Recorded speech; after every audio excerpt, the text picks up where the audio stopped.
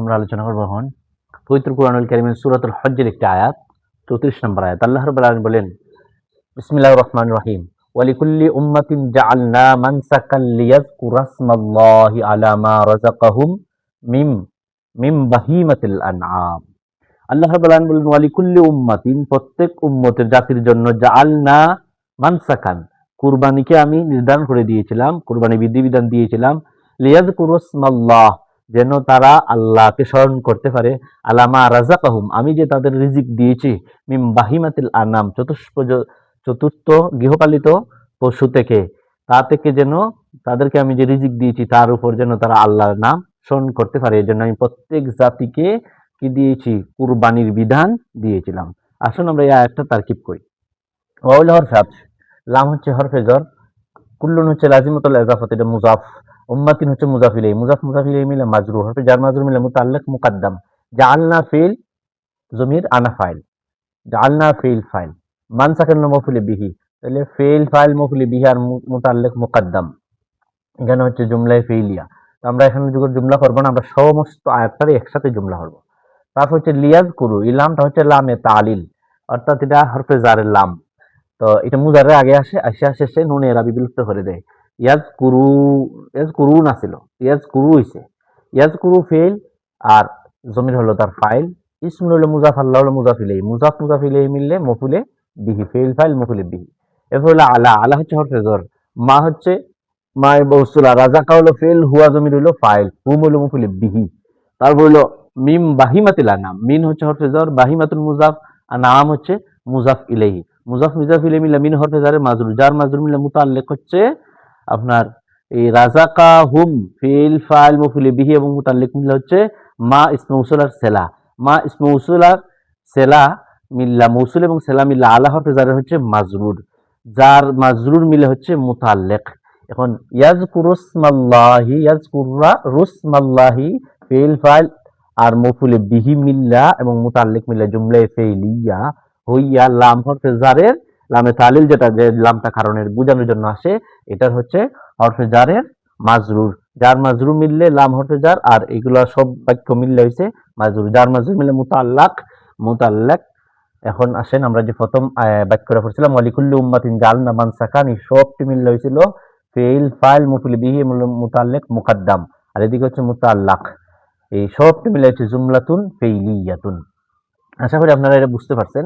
আমরা এখন একটু গুরুত্বপূর্ণ একটা বিষয় আলোচনা করব, সেটা হচ্ছে যে আল্লাহ রাব্বুল আলামিন এই আয়াতের মধ্যে গুরুত্বপূর্ণ একটা জিনিস বলছেন, সেটা হচ্ছে যে ওয়ালিকুল্লি উম্মাতিন জাআলনা মানসাকান লিয়াযকুরাসমাল্লাহি আলা মা, লিয়াযকুরুসমাল্লাহি আলা মা রাযাকাহুম মিন বাহিমাতিল আনআম। আমরা আলোচনা হচ্ছে, আল্লাহ বলছেন লিয়াযকুরাসমাল্লাহ, তোমরা আল্লাহর নাম স্মরণ করো, আলা মা রাযাকাহুম, আমি যে তোমাদেরকে রিজিক দিয়েছি, মিম বাহিমাতিল আনাম, চতুষ্পদ জানোয়ারের মধ্য থেকে, অর্থাৎ মিম বাহিমাতিল আনাম হলো গৃহপালিত পশু।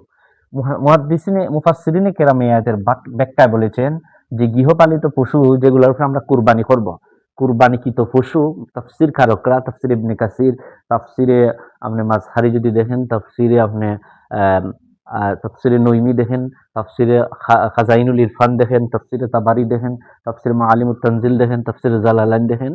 জালালাইনের মধ্যে নাই, কারণ এটা সংক্ষিপ্ত।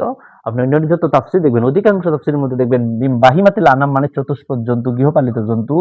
গৃহপালিত জন্তু এটা হলো কুরবানির জন্য, মানে যে জন্তুগুলো কুরবানির জন্য উপযুক্ত, এবং কুরবানির জন্য উপযুক্ত বা কুরবানির জন্য নির্ধারিত পশু আছে, এই পশুর বাহিরে আপনি কুরবানি করলে কুরবানি হবে না। বাহিমাতিল আনামের ব্যাখ্যায় মুফাসসিরিনে কেরাম বলেছেন যে কুরবানির জন্য নির্ধারিত পশু হলো, এক নম্বর হলো উট, দুই নম্বর হচ্ছে গরু, তিন নম্বর হচ্ছে মহিষ,